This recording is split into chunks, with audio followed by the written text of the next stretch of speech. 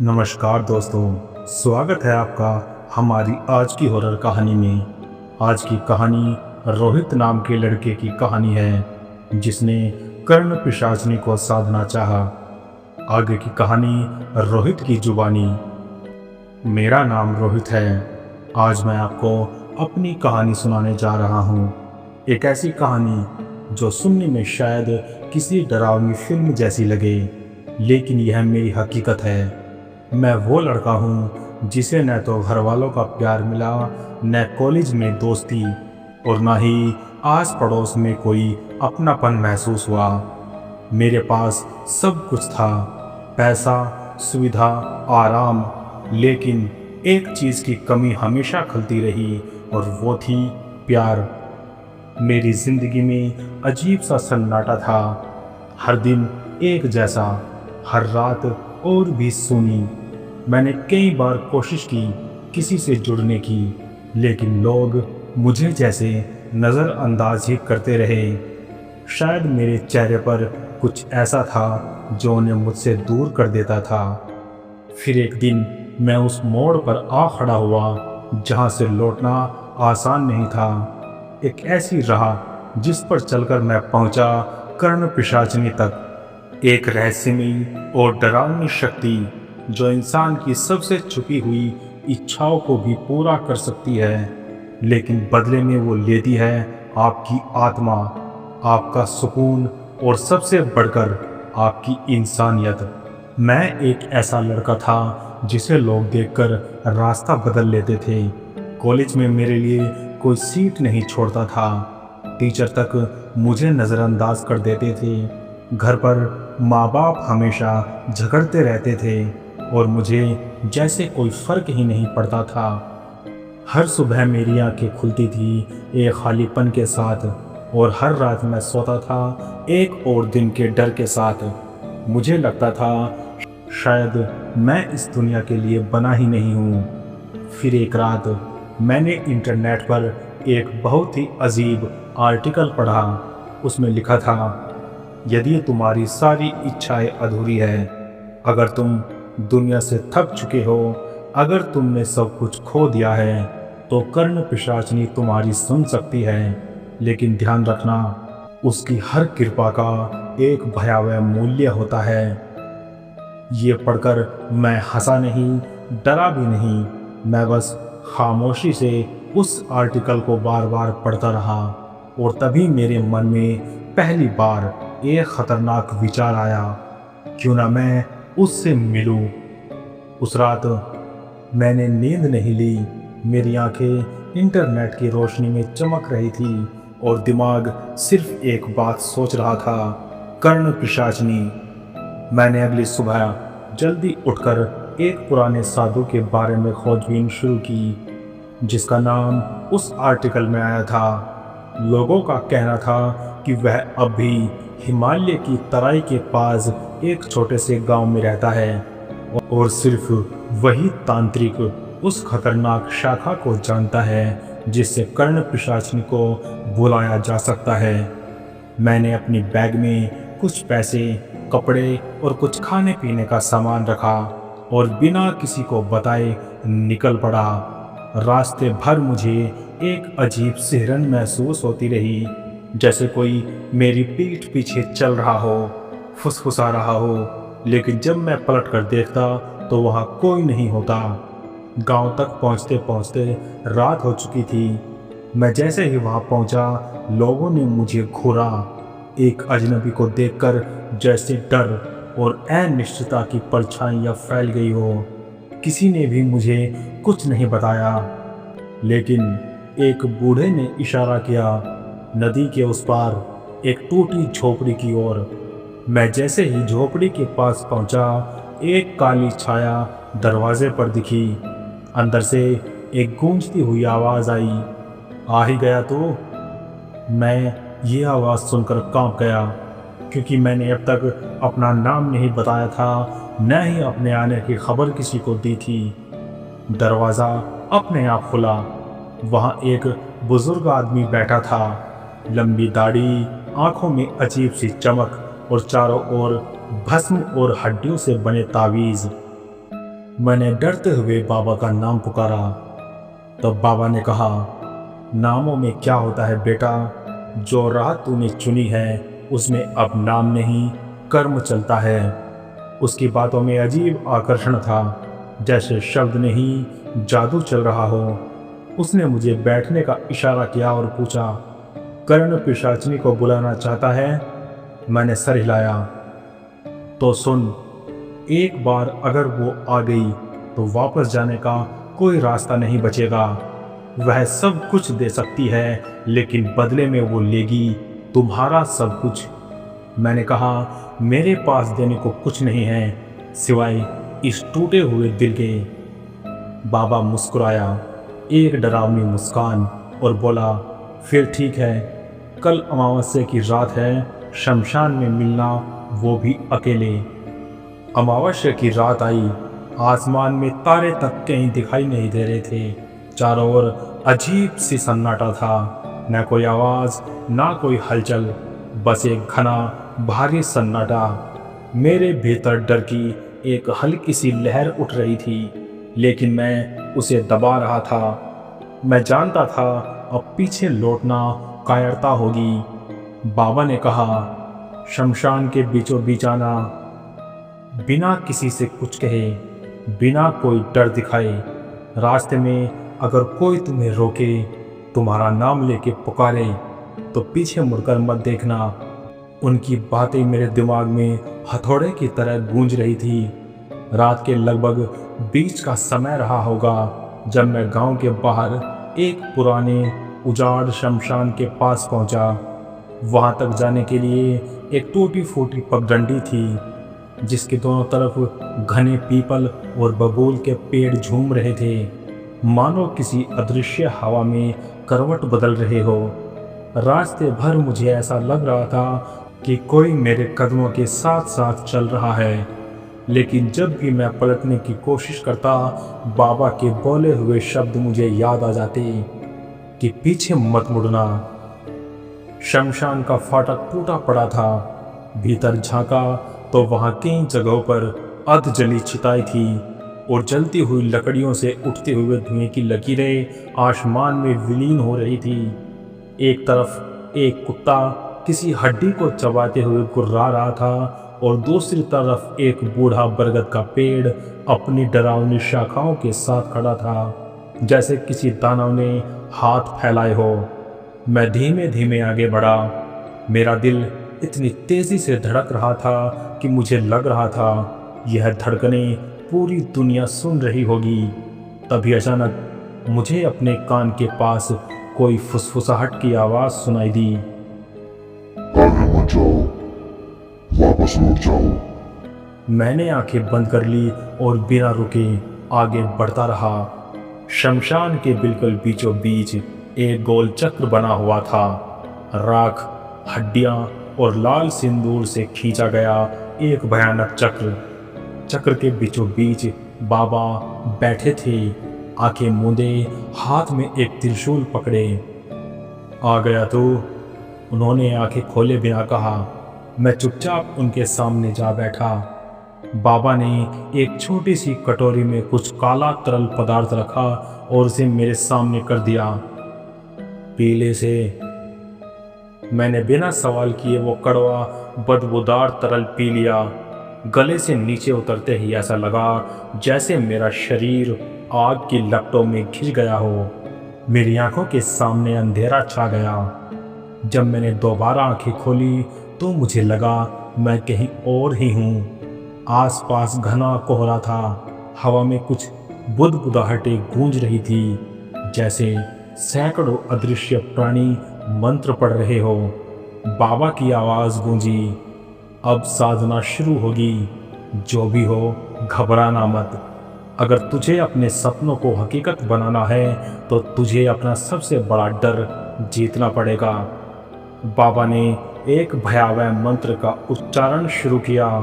चक्र के चारों ओर की राख में धुआं उठने लगा और उस धुएं में अजीब अजीब आकृतियां बनने लगी। कभी किसी लड़की का चेहरा, कभी किसी बूढ़े की झुकी हुई पीठ, कभी किसी विकृत बच्चे का कराता हुआ चेहरा। मेरे शरीर से पसीना बह रहा था, लेकिन मैंने अपनी आंखें बंद कर ली और वही सोचता रहा, मुझे किसी भी हाल में डरना नहीं है। तभी अचानक चक्र के बीच से एक भयानक चीख गूंजी। ऐसा लगा जैसे किसी ने मेरी आत्मा को चीर दिया हो। मैंने डरते डरते आंखें खोली और देखा, चक्र के बीचों बीच एक औरत खड़ी थी। लंबे काले बाल, उलझा हुआ चेहरा, आंखों से खून टपकता हुआ और मुंह से डरावनी मुस्कान। कर्ण पिशाचिनी आ चुकी थी। उसने मुझे घूर कर देखा। उसकी आंखों में नफरत थी, भूख थी और कुछ ऐसा भी था जिसे शब्दों में नहीं बांधा जा सकता। एक ऐसा भय जो रूह को जकड़ ले। तू क्या चाहता है? उसकी आवाज़ गूंजते हुए मेरे कानों में घुसी। मेरे गले से आवाज़ नहीं निकल रही थी। मैं जैसे जम गया था। बाबा ने गरजते हुए कहा, बोल, वरना सब कुछ खत्म हो जाएगा। मैंने कांपती आवाज़ में कहा, प्यार, अपनापन, जो कभी नहीं मिला मुझे वो सब चाहिए। कर्ण पिशाचिनी ने एक क्रूर हंसी हंसी, ऐसी हंसी जिसे सुनकर लगता था जैसे सैकड़ों लाशें एक साथ हंस रही हो। उसने अपना हाथ मेरी तरफ बढ़ाया। उसकी उंगलियां लंबी थी, नाखून नुकीले और काले। जब उसका हाथ मेरे माथे को छूने ही वाला था, तभी एक और तेज चीख गूंजी और सब कुछ अंधेरे में डूब गया। मैं बेहोश हो गया। जब मैंने होश में आकर आंखें खोली तो खुद को शमशान की उसी चक्रव्यूह के बीचों बीच पड़ा पाया। लेकिन अब सब कुछ बदल चुका था। रात का वह घना सन्नाटा अब और भी भारी हो चुका था। आसमान में बिजली कड़क रही थी, लेकिन बारिश नहीं हो रही थी। चक्र के बाहर बाबा गायब थे। मैं वहां पर अकेला था। अचानक मुझे अपने भीतर कुछ बदलता हुआ महसूस हुआ, जैसे कोई अदृश्य ताकत मेरे शरीर के भीतर समा रही हो। मेरा सिर घूमने लगा, दिल बेतहाशा धड़कने लगा। मैंने घबराकर अपने हाथों को देखा। मेरी हथेलियों पर काले निशान उभर आए थे, जैसे किसी अनजानी भाषा के डरावने अक्षर हो। तभी हवा में वही फुसफुसाती आवाज़ गूंजी, अब तू मेरा है। मैं बुरी तरह कांप गया। चाहकर भी मैं हिल नहीं पा रहा था। मेरे कानों में फिर वही मंत्र गूंजने लगे जो साधना के समय बाबा ने पढ़े थे, लेकिन इस बार वो आवाज़ें विकृत हो चुकी थी, जैसे कोई उन्हें उल्टा बोल रहा हो। शमशान की राख से आकृतियाँ बनने लगी। किसी का चेहरा, किसी की टूटी हुई गर्दन, किसी का अधजला शरीर, सब मुझे घेरने लगे। मैंने अपनी आंखें बंद कर ली और जोर से चिल्लाया, मुझे छोड़ दो, मुझे कुछ नहीं चाहिए। लेकिन अब सब कुछ मेरे बस से बाहर हो चुका था। कर्ण पिशाचिनी का सौदा पूरा हो चुका था। अब वह मेरी आत्मा पर अपनी मोहर लगा चुकी थी। उसने जो वादा किया, प्यार, अपनापन, सम्मान, वो सब मुझे मिलेगा, लेकिन एक भयानक कीमत पर। अगले दिन जब मैं घर पहुंचा, सब कुछ अजीब लग रहा था। माँ, जो हमेशा मुझे डांटती थी, अब मुझसे प्यार से पेश आ रही थी। पिताजी, जो मुझसे कभी ठीक से बात भी नहीं करते थे, अब मेरी तारीफ कर रहे थे। और आसपास के लोग, जो मुझे तिरस्कार की नज़र से देखते थे, अब मुस्कुराकर नमस्ते कर रहे थे। कॉलेज में भी वही हाल था। लड़के जो मेरा मजाक उड़ाते थे, अब दोस्ती करने की कोशिश कर रहे थे। लड़कियां जो मुझसे नज़रें चुराती थी, अब मुस्कुरा रही थी। पहली बार मुझे लगा, हाँ, शायद अब मेरी ज़िंदगी सुधर गई है। शायद अब मुझे भी वही सब मिलेगा जो हमेशा दूसरों को मिलते देखा है। लेकिन कुछ ठीक नहीं था। रात को जब मैं सोने जाता तो मुझे अजीब अजीब आवाज़ें सुनाई देती। दीवारों पर परछाइयाँ रेंगती।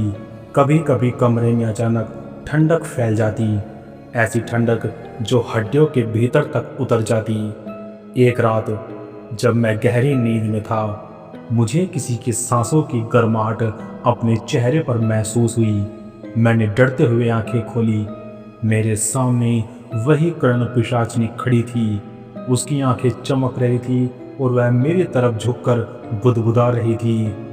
मैंने तुझे सब दिया, अब तेरा भी कर्ज चुकाने का समय आ गया है।